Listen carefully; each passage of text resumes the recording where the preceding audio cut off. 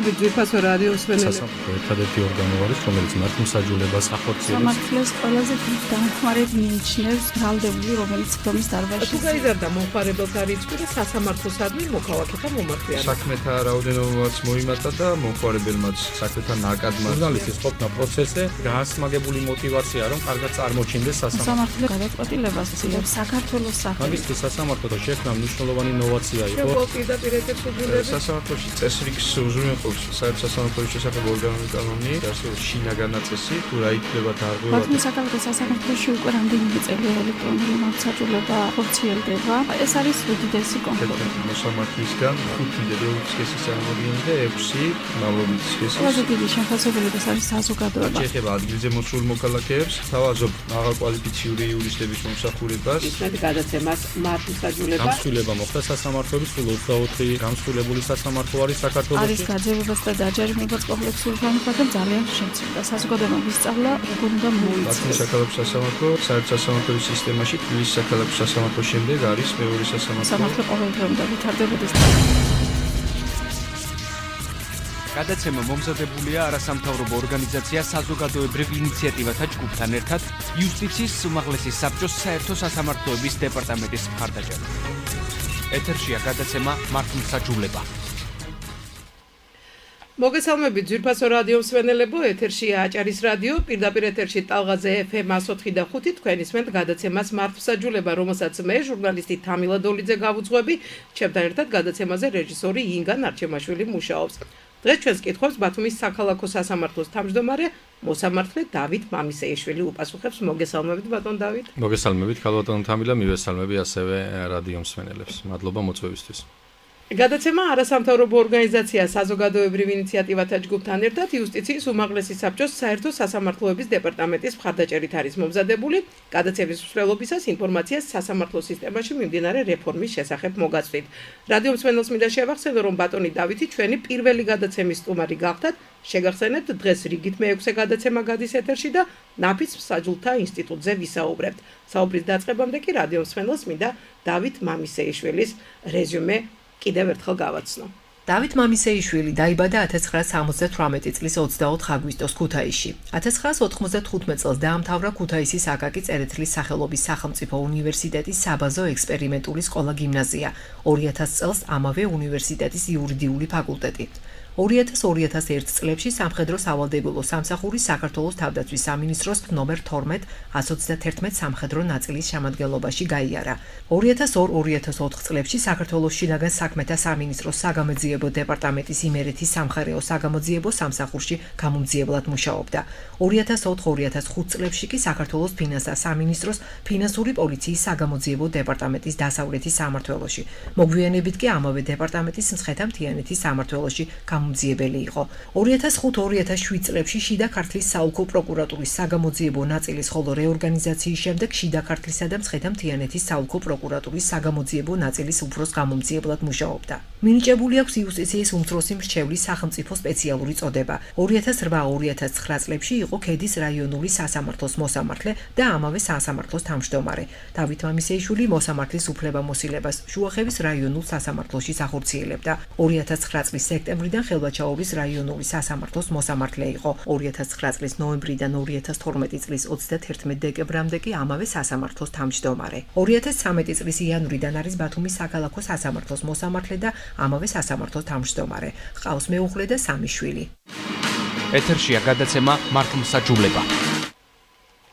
კიდევ ერთხელ მოგესალმებით ძვირფასო რადიო მსმენელებო, დღეს ნაფიც მსაჯულთა ინსტიტუტის მუშაობაზე ვსაუბრობ, თუმცა მანამდე ბატონ დავით მინდა პირველი კითხვა დაგისვათ.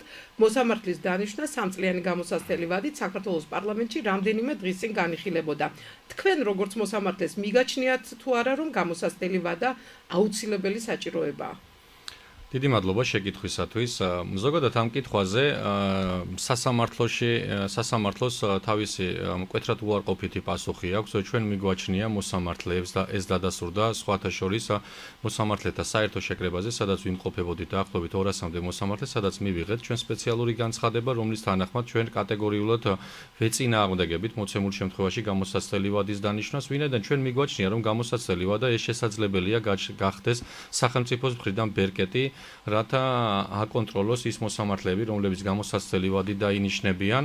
ამ შემთხვევაში მოგესალმებათ სასამართლოს თავისუფლების ხარისხი საკმაოდ მაღალი არის საქართველოში, ამიტომ ჩვენ ვფიქრობთ მოსამართლეები, რომ დამატებითი ბერკეტი იმისთვის, რომ რაიმე შეზღუდვა დაწესდეს ან რაიმე ფორმით მოხდეს მოსამართლეზე ზეგავლენა მნიშვნელოვნად ხელშეუშლის ჩვენი ქვეყნის დემოკრატიულ განვითარებას, ამიტომ ზოგადად სასამართლო კორპუსის მოსაზრება არის ამ საკითხზე, რომ რაიმე გამოსაცდელი ვადის დაწესება მოსამართლისათვის ეს არ არის მიზანშეწონილი და ეს ნამდვილად არ წაადგება ჩვენი მართლმსაჯულების სისტემის განვითარებას. და ახლა რაც შეეხება დღევანდელ თემას, ეს არის ნაფიც მსაჯულთა ინსტიტუტი. რა არის ჩემთვის უბრალოდ მოქალაქისთვის ნაფიც მსაჯულთა სასამართლო? მინახავს სიდნი ლუმეტის ფილმი 12 განრისხებული მამაკაცი, გენრი ფონდათი მთავარ როლში. და ეს იყო ჩემთვის პირველი შეხება ამ თემასთან. ლიტერატურაში კითხვისას ყველაზე მკვეთრად ნაფიცი მსაჯულების როლზე ალბათ დრაიზერის ამერიკული ტრაგედიის წაკითხვის შემდეგ დავფიქრდი. უფრო გვიან ნიკიტა მიხალკოვის ფილმი 12 ვნახე, ერთგვარი რიმეიკი ლუმეტის ფილმისა. მე ერთ რიგით მოქალაქეს სულ მინდოდა რომ ქართულ რეალობაშიც დამდგარიყო ეს საკითხი. ესაა ჩემი სუბიექტური აზრი და რადიოს მენელს ნამდვილად არ ვახვევ თავს. დღეს თემა ძალიან აქტუალურია, სწორედ ამიტომ რამდენიმე მოქალაქეთ ჩავწერეთ და გადაცემის მსვლელობისას კითხვებს ისინიც დაგისვამენ ბატონ დავით.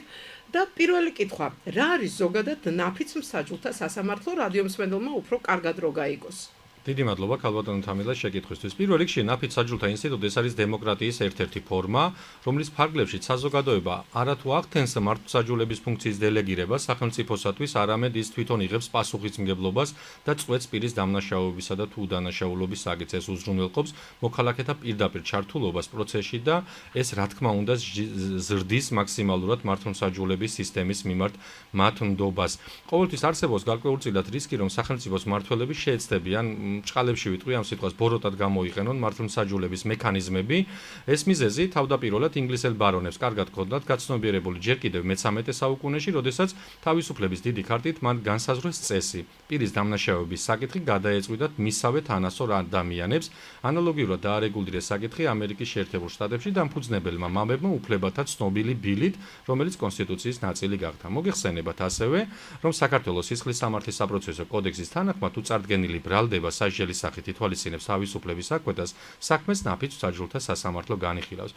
აქვე საყურადღებო არის, რომ ეს არის მხოლოდ და მხოლოდ ბრალდებულის უფლება, რა დროსაც მართლმსაჯულების სადავეები მხოლოდ საზოგადოების ხელში არის. თუ კი ბრალდებულს არ აქვს სურვილი, ასეთ შემთხვევაში ნაფიც მსაჯულთა წესით საქმეს სასამართლო არ განიხილავს და ის განიხილება პროფესიონალი მოსამართლის მიერ.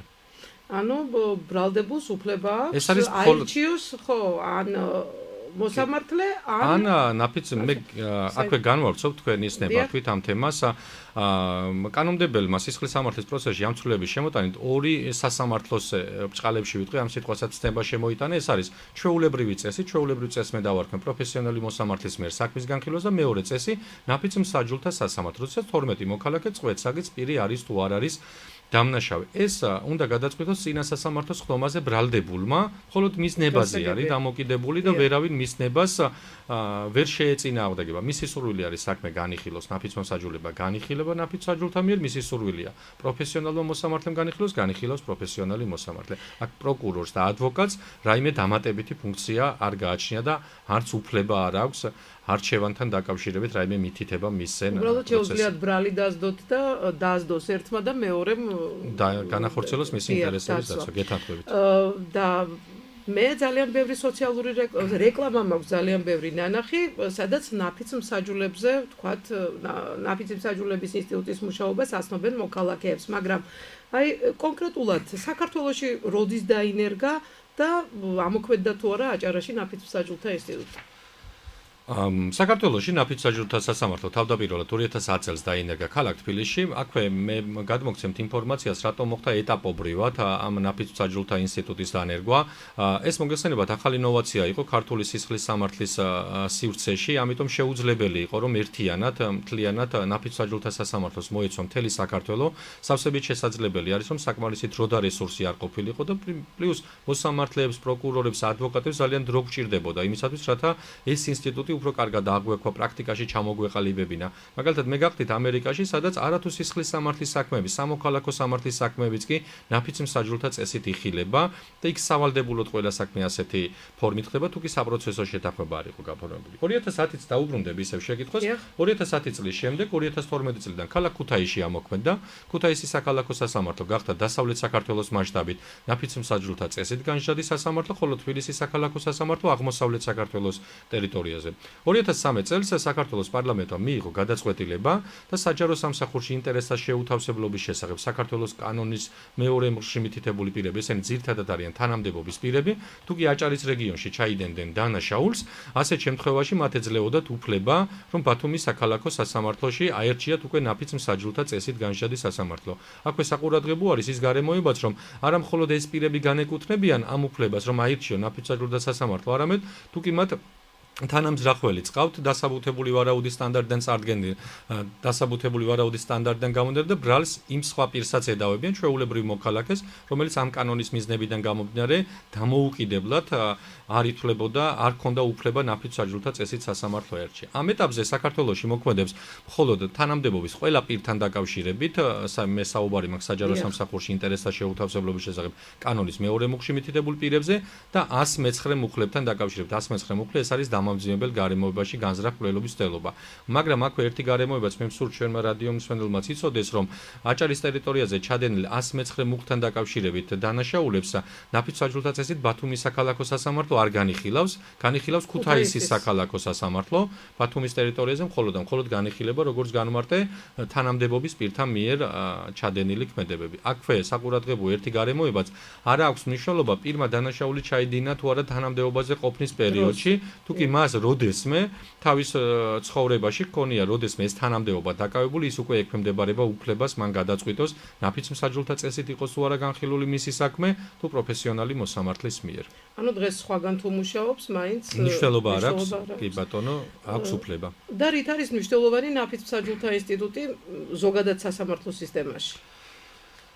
ნაფიც მსაჯულთა ინსტიტუტი მოგესწრებათ ეს მართლმსაჯულების პროცესში არაპროფესიონალი მოსამართლის ჩართულობას გულისხმობს და ეს აპრობირებული მეთოდი არის მსოფლიოს სხვადასხვა ქვეყნებში და როგორც განმარტე ეს ინსტიტუტი საქართველოში ახლახანს იქნა დამკვიდრებული. ნაფიც მსაჯულთა ინსტიტუტის შემოღება მოგესწრებათ იმ მნიშვნელოვანი რეფორმის ნაწილი არის, რომელიც მიზნად ისახავს ძირითად პრინციპს სისხლის სამართლის პროცესში და ეს არის შეჯიბრებითობის პრინციპი, როდესაც მხარეები თვითონვე განსაზღვრავენ და სასამართლოში მოაქვთ მტკიცებულებები, განსხვავებით ინკვიზიციურობის პრინციპიდან, რომლის დროსაც სასამართლო თვითონ იყო ვალდებული მტკიცებულებები წარმოედგინა. ამ ინსტიტუტს სხვათა შორის მინდა განმარტო, რომ საქართველოში ბევრი მომხრე ყავს, მაგრამ ასევე მოწინააღმდეგეებიც გააჩნიათ. მოწინააღმდეგეების ძირითადი არგუმენტი მოყვანილი არის ის, რომ მსოფლიოში ნაფიც მსაჯულთა ინსტიტუტის შემცირების ტენდენცია შეინიშნება, მაგრამ ასეთი პრაქტიკის მიუხედავად ჩვენ ვფიქრობთ, რომ ეს მექანიზმი იმიტომ ამოქმედა, რომ ჯანსაღი და ეფექტიური სამართლიანი მართლმსაჯულების სისტემის დამკვიდრებას და საზოგადოების მეტ ჩართულობას შეუწყოთ ხელი და ამასთან ძალიან მნიშვნელოვანი არის, რომ უფრო მეტად იზრდება სასამართლო სისტემისადმი ნდობა. მით უმეტეს განმარტავთ, რომ დაახლოებით საქმეთან მხოლოდ 2-3%-თან დაკავშირებით ირჩევენ ბრალდებულები, არც კი ირჩევენ ამ პროცენტული მაჩვენებლით ნაფიც მსაჯულთა წესით, რომ იქნეს მათი საქმე განხილული. ამიტომ მე ვფიქრობ, რომ ეს არაზარალებს ჩვენ სასამართლო სისტემას ეს ნაფიც მსაჯულთა ინსტიტუტი პირიქით მაქსიმალურად ჩართულები არიან მოქალაქეები და მაქსიმალურად ისინი იმ ტვირთს იღებენ საკუთარ მხრებზე ნაწილობრივ, რასაც ჩვენ მოსამართლეები ვატარებთ ჩვენი პროფესიული საქმიანობის განხორციელების დროს. და ბატონ დავით, შემდეგი კითხვას რადიომსმენელი დაგისვამთ, ვთხოვ რეჟისორს.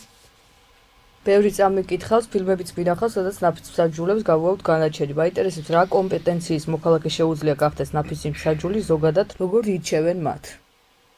დიდი მადლობა. აქ საყურადღებო არის შემდეგი ეტაპები.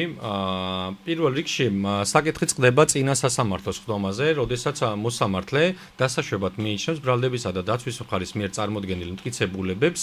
ამ დროს უკვე ერთ მოსამართლე განუმარტავს ბრალდებულს ნაფიც მსაჯულთა წესით განშადის სასამართლოსათვის მისი არჩევის უფლებას და ამ განმარტების შემდეგ თუ კი ბრალდებული გადაწყვეტს, რომ მისი პროცესი ჩატარდეს ნაფიც მსაჯულთა სასამართლოში, ეს ნიშნავს იმას, რომ უკვე დაინიშნება ნაფიც მსაჯულთა შერჩევის სხდომა.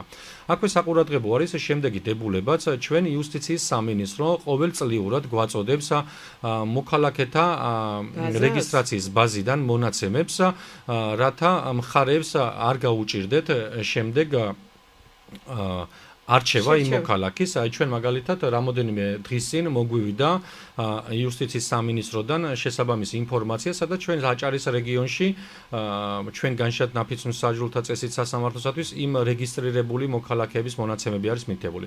ამის შემდეგ ნაფიც მსაჯულთა შერჩევის სხდომაზე პროკურორი და ადვოკატი დაასახელებენ სავარაუდოდ 100 პირს, ეს საუბარია, მოგესალმებით, პირადი ნომერი არის საერთო ჯამში 11 ციფრიანი და პირადი ნომერი ეს არის უნიკალური ნომერი, პროკურორი და ადვოკატი დაასახელებენ შერჩევით პირად ნომრებს. ამის შემდეგ ამ 100 მოქალაქეს ეს პირადი ნომრებით უკვე ცნობილი არის ეს ვინ არიან ეს მოქალაქეები ბაზის მიხედვით გაეგზავნებათ სასამართლოსაგან შესაბამისი კითხვარი, ასევე მათი უფლებები და მოვალეობები და ამის შემდეგ ინიშნება უკვე ნაფიც მსაჯულებთან გასაუბრების სხდომა. ნაფიც მსაჯულად არ შეიძლება იყოს მოწვეული იურისტი, ფსიქოლოგი, ასევე პირი, რომელიც წარსულში ნასამართლები იყო. ეს კითხვარი, რომელიც უნდა შეავსოს ნაფიცმა მსაჯულმა, ეს ყველა შეკითხვები მაშინ მითითებული არის. ასევე ამ როდესაც პირობითად ავიღოთ 100 პირიდან 80 არ გამოცხადდა სასამართლოს სხდომაზე. ამ 80 პირიდან პროკურორი და ადვოკატი უკვე არჩევს 12 საერთო ჯამში 14 ნაფიც მსაჯულს, ამათგან 12 უშუალოდ რომელიც მონაწილეობას მიიღებს პროცესში, ხოლო 2 არის რეზერვში, ვინაიდან ერთ-ერთი ნაფიცი მსაჯულის ან 2 ნაფიცი მსაჯულის გასვლის შემთხვევაში ამ ორმა პირმა მიიღოს შემდეგ მონაწილეობა და გადაწყვეტილების მიღება. აქვე საყურადღებო არის, რომ ეს 2 პირი სავალდებულოდ უნდა ესწრებოდეს ყველა პროცესს, მაგრამ ისინი ვერ შეცვლიან მოცემულ შემთხვევაში და ვერ მიიღებენ გადაწყვეტილებას იმ 12 ნაფიცი მსაჯულის ნაცვლად. ამასთან მხარეებს უფლება აქვთ დაუსაბუთებლად აცილება გააკეთონ რომელიმე ნაფიცი მსაჯულის. ძირითადად ბრალდებისა და დაცვის მხარე მე კოლეგებს ვესაუბრე, იმიტომ რომ მე მოგვიანებით ალბათ შეკითხვაც იქნება ბათუმის საქალაქო სასამართლოში სამწუხარო ჯერჯერობით არ ჩატარებულა ნაფიც მსაჯულთა წესით სხდომები, მათ შორის არის ნაფიც მსაჯულთა შერჩევის სხდომა, ამიტომ კოლეგები გაგვიმარტავენ, რომ ძირითადად მხარეები ეკითხებიან მათ დამოკიდებულებას ზოგადად დანაშაულთან დაკავშირებით, ვინმე ნათესავი ხომ არ აყავთ ნასამართლები. ამ შემთხვევაში პროკურორსა და ადვოკატს ძალიან დიდი ფუნქცია აქვს, დატვირთული, მათ ჭირდებათ ისეთი ნაფიცი მსაჯულის შერჩევა, რომელიც მათი შინაგანი რწმენით მათ პოზიციას უფრო გაიზერებს. ამიტომ ნაფიც მსაჯულთა შერჩევის სხდომა ძალიან მნიშვნელოვანი არის. როდესაც ეს მხარეები საბოლოო ჯამში შეარჩევენ 14 ნაფიც მსაჯულს, უკვე ინიშნება საქმის არსებითად განხილვის სხდომა და უკვე საქმის არსებითად განხილვის სხდომაზე უკვე ნაფიცი მსაჯულები ისვენენ ყველა მტკიცებულებას. აქვე ნაფიცი მსაჯულები არ იღებენ ინფორმაციას, ბრალდებული არის თუ არ არის ნასამართლები, ეს არ შეიძლება მიეწოდოს ეს ინფორმაცია. ასევე ნაფიცი მსაჯულებს თუ კი რაღაც საკითხის სამართლებრივი საკითხი ვერ გაიგეს, ისინი სასამართლოს სხდომის თავმჯდომარეს მიმართავენ, რათა ეს საკითხი მათთვის უფრო ნათელი გახდეს. ამასთან თუ კი რომელიმე მტკიცებულება დაუშვებლად იქნა მოხსენიებული წინა სასამართლოს სხდომაზე, არ შეიძლება რომელიმე მხარემ ეს მტკიცებულება გამოიყენოს.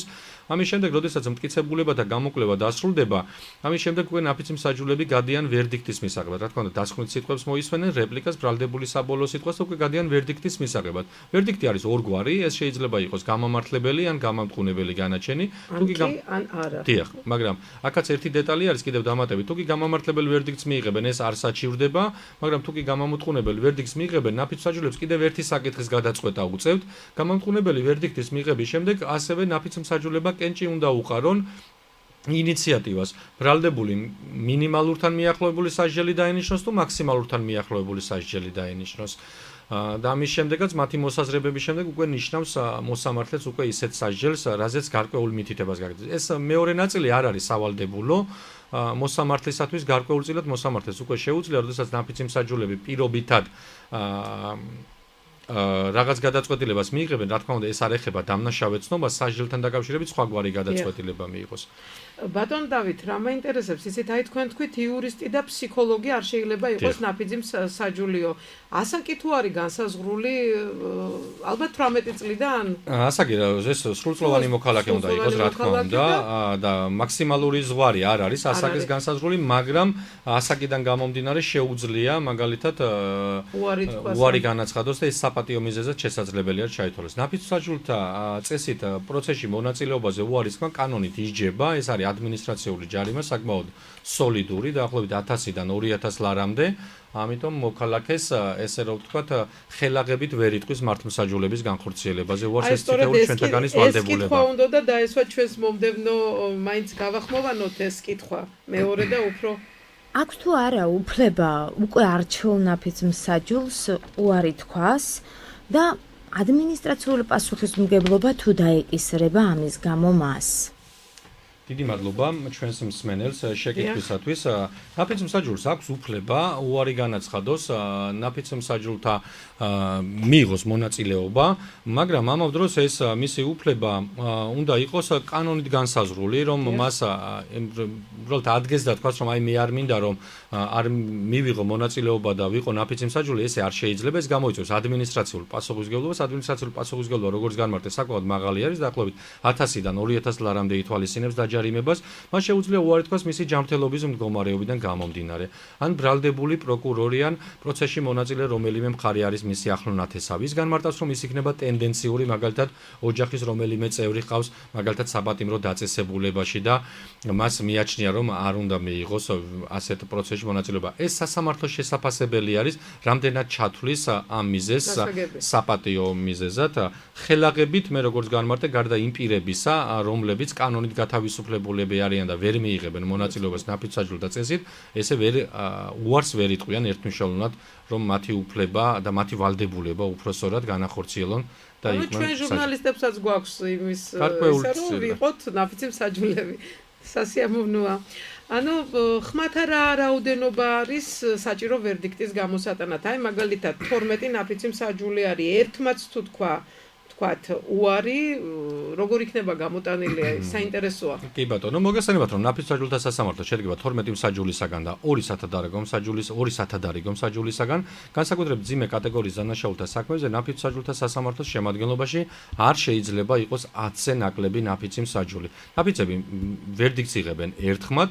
თუ ნაფიც-მსაჯულთა სასამართლო 3 საათის განმავლობაში ვერ მოახერხებს გადაწყვეტილების მიღება, საუბარი არის ერთხმად გადაწყვეტილების მიღებაზე, მომდევნო 6 საათის განმავლობაში მიიღება ხმათა უმრავლესობით.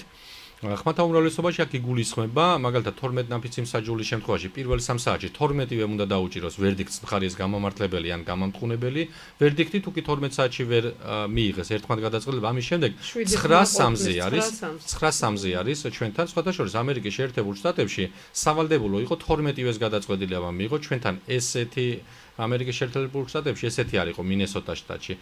მაგრამ აი მაგალითად თუ კი 4 ნაფიცმა მსაჯულმა თქვა, რომ პირი არ არის დამნაშავე, ასეთ შემთხვევაში გამამართლებელი ვერდიქტი გამოდის.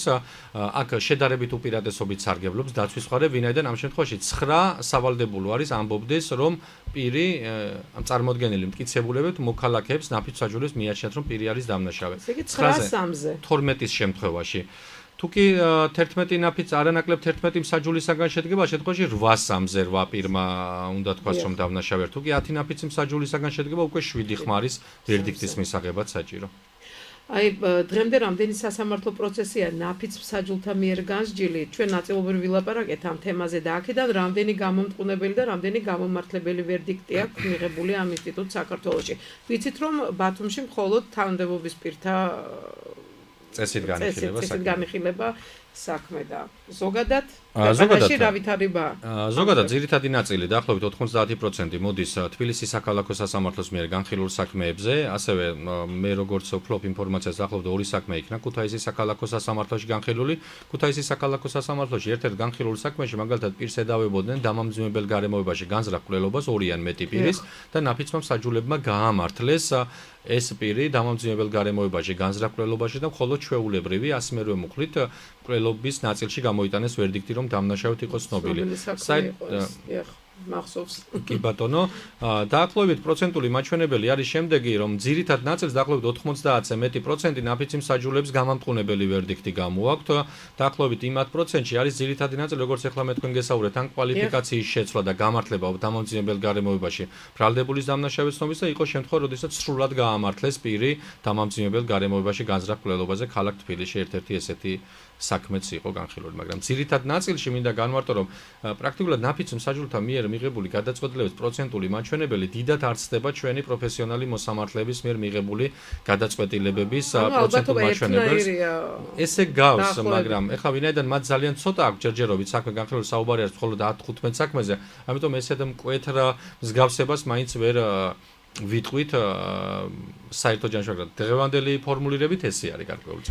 და როგორ მიმდინარეობს ამ სისტემის დანერგვა აჭარაში და შემაფერხებელი ფაქტორები, რა შემაფერხებელი ფაქტორები უშლის მის ფუნქციონირებას, ბატონ დავით? დიდი მადლობა ასევე ამ შეკითხვისათვის.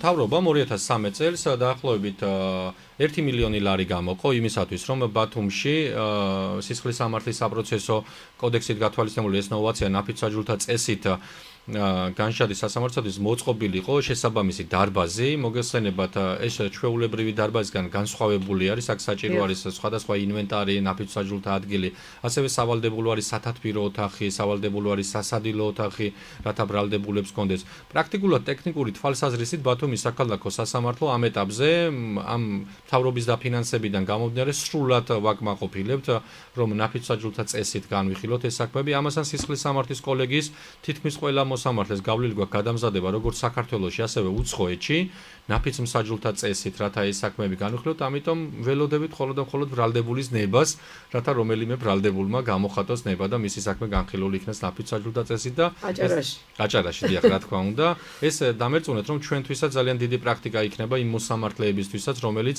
ესე ვთქვათ, ჩვენთვისაც ახალი ნოვაცია არის და ჩვენს გარკვეულწილად ამ ახალ ნოვაციას სულ მოუთმელად ველით ესე რა ვთქვათ, როდის შედგება პირველი პროცესი. სხვადასხვა აქვე მინდა ერთი განმარტებას გავაკეთო, როდესაც ნაფიც საჯულთა წესით 2010 წლიდან დაიწყო თბილისის საქალაქო სასამართლო გახდა განჟადი, დაახლოებით 1 წელიწადზე მეტი დრო გავიდა, სანამ პირველი პროცესი გაიმართებოდა, ამიტომ თავსაც გარკვეულწილად ამითი ვიმშვიდებთ, რომ ალბათ მოვა მალე დრო, როდესაც ასეთი პროცესების ჩატარების საშუალება გვექნება. და ნაფიც საჯულთა განსჯა ბრალდებულის უკმაყოფილებას ხომ არ იწვევს და რით არის დაცული აი ბრალდებულის უსაფრთხოება? ბრალდებულის თუ ნაფიც მსაჯულის ამ შემთხვევაში? ნაფიც მსაჯულის. უფრო. ბრალდებულის ეს ძალიან კარგი შეკითხვა იყო. ბრალდებულის უსაფრთხოება არის დაცული იმით, რომ პირობითად ავიღოთ. თუკი ნაფიც მსაჯულები, დიახ, თუკი ნაფიც მსაჯულები მაგალითად გამოიტანენ გამამტყუნებელ ვერდიქტს, ბრალდებულის სარგებლობს უფლებით გაასაჭიროს ეს სააპელაციო სასამართლოში. ამიტომ ბრალდებულის უფლება თუნდაც მან შეცდომა დაუშვა, პირობითად ავიღოთ. შეცდომას ვამბობ იმ შემთხვევაში, როდესაც მან აირჩია უფლება, რომ ნაფიც საჯულთა წესით ყოფილიყო განჟადი, მას აქვს უფლება კიდევ ეს საკითხი ნაფიც საჯულთა ვერდიქტი გაასაჭიროს ზემდგომი ინსტანციის სასამართლოში, მაგრამ განსხვავებით ჩვეულებრივი საქმეებისგან, ესეთი საჩივარი უფრო რთულად შესადგენი არის, იმიტომ რომ ის უნდა ეხებოდეს გარკვეულ პროცესუალურ დარღვევებს, ან ისე დარღვევებს, რომლითაც სავარაუდოდ დანაშაული საერთოდ სახეზე არ იყოს. ამიტომ ესეც ძალიან რთული არის. რაც შეეხება ნაფიც მსაჯულებს, უკმაყოფილო ყოველთვის არის, მინდა გითხრათ, ამ ბრალდებული ან სახელმწიფო სისხლის სამართლის საქმეს, როდესაც ვიხილავთ, ერთის მხრივ თუკი გამამართლებელი ვერდიქტი გამოდის, სახელმწიფო არის უკმაყოფილო, თუკი გამამტყუნებელი ვერდიქტი გამოდის, ბრალდებული არის უკმაყოფილო. ამიტომ ნაფიც მსაჯულებს ვერ დავიცავთ, ეს მე თეორიულად ვამბობ ამ შემთხვევაში, რომ ბრალდებული ან სახელმწიფო მათ მიმართ უკმაყოფილო არ დარჩება.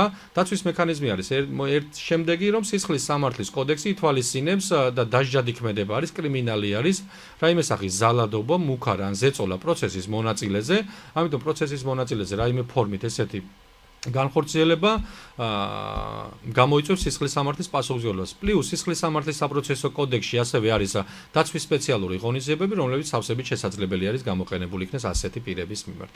და შემდეგი კითხვა, რეჟისორს მინდა ვთხოვო. შეუძლია თუ არა ბრალდებულს რომელიმე ნაფიც მსაჯულს ან მთლიანად შემადგენლობას აცილება მიცეს?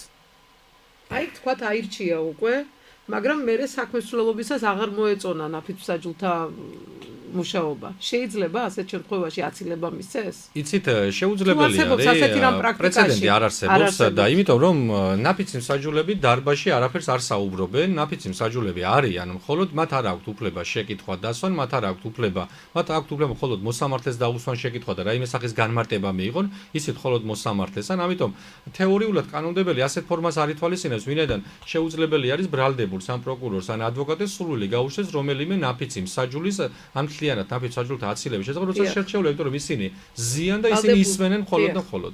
გასაგებია და მერე გადიან სათათბირო ოთახში და იღებენ გადაწყვეტილებას. და აი ასეთი კითხვა გვაქვს ბატონ დავით, თითოეულმა მოქალაქემ აი რა უნდა იცოდეს ნაფიც მსაჯულთა შესახებ და ყველაზე მნიშვნელოვანი რა არის აი რაც უნდა იცოდეს მე როგორც მოქალაქემ რა უნდა ვიცოდე ამ ინსტიტუტის შესახებ პირველ რიგში თითოეულმა ჩვენთაგანმა და თითოეულმა მოქალაქემ უნდა ვიცოდეთ რომ მოვა დრო, როდესაც რომელიმე ჩვენთაგან ამ შემთხვევაში მე ჩემ თავს არ გულისხმობ ჩვენს რადიო მსმენელებს, რომლებიც არ არიან იურისტები და ფსიქოლოგები, მათ მოუწევთ აუცილებლად რომ ისინი იქნებიან ის პირები, რომლებიც მოსამართლეების ნაცვლად მიიღებენ გადაწყვეტილებას და თავის მხრებზე იქნება ის ტვირთი და თავის მხრებზე იქნება ის ტვირთი, რაც გულისხმობს ბრალდებულის მოცემულ შემთხვევაში დამნაშავეთ ან უდანაშაულო ცნობას.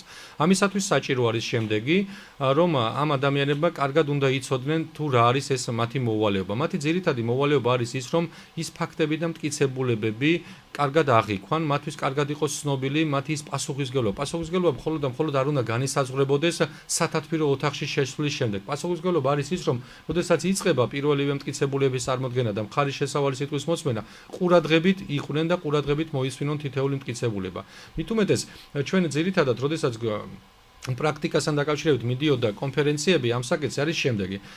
გამოცდილი პროკურორი გვეუბნებოდა რომ ჩემთვის მთავარია რომ ერთი ნაფიცი მსაჯული იყოს ჩემ მხარეს, რომელიც იქნება ესე რომ ვთქვათ მათი ხელმძღვანელი და მეთაური დანარჩენი ნაფიცი მსაჯულების და მე დარწმუნებული ვარ რომ ის ერთი ნაფიცი მსაჯული ყველა ნაფიცი მსაჯულებს თავის აზრზე გადაუღებს. ანალოგიურ საუბრობს პროფესიონალი ადვოკატი, რომ მათთვის მთავარია რომ ისეთი პირი იყოს ნაფიცი მსაჯული, რომელიც პროკურორის ან ადვოკატის მოსაზრებებს გაიზარებს. ამიტომ ნაფიცი მსაჯული და ის პირები, რომლებიც მომავალში ნაფიცი მსაჯულები გახდებიან, უნდა იყვნენ თავის თავში დარწმუნებულები, ისინი არავის ზეგავლენის ქვეშ არ უნდა მოექცნენ, ფაქტები უნდა შეაფასონ და არ უნდა დაეყრდნონ მხოლოდ ან სატელევიზიო სიუჟეტს, არ უნდა დაესწრონ ემოციებს არ უნდა აყვნენ. ეს ძალიან მნიშვნელოვანი არის, იმიტომ რომ ისინი იგრძნობენ იმ ძალიან დიდ პასუხისმგებლობას. დამერწმუნეთ ჩვენთვის მოსამართლებისათვის იოლი არ არის გადაწყვეტილების მიღება, როდესაც საკითხი ეხება ბრალდებულის დამნაშავეთ ან უდანაშაულო ცნობას, პირის ან საჯელახსრულების დაწესებულებაში გაგზავნას ან საჯელახსრულების დაწესებულებიდან გათავისუფლებას მისი გამართლების დროს. ამიტომ როცა მოქალაქეები ამას საკუთარ თავზე იგრძნობენ, ისინი მიხვდებიან რომ ეს ძალიან დიდი პასუხისმგებლობა არის და ზოგჯერ ეს რეფორმაც რატო არის მნიშვნელოვანი ნაფიც მსაჯულთა წესით, ის ბრალდებები რაც ზოგჯერ და ტალახის სროლა რაც ხდება სასამართლოზე უსამართლოდ, სავსებით დამერწმუნეთ ეს ინსტიტუტი მაქსიმალურად აგვარიდებს თავს, იმიტომ რომ მე როგორც გითხარით, გარკვეულწილად ნაფიცი მსაჯულები იღებენ იგივე სახის გადაწყვეტილებას, რასაც ჩვენ პროფესიონალი იურისტები. და კიდევ ერთი კითხვა დაგვრჩა. როგორ ფიქრობთ, საქართველოში თუ იმუშავებს ნაფიც მსაჯულთა ინსტიტუტი?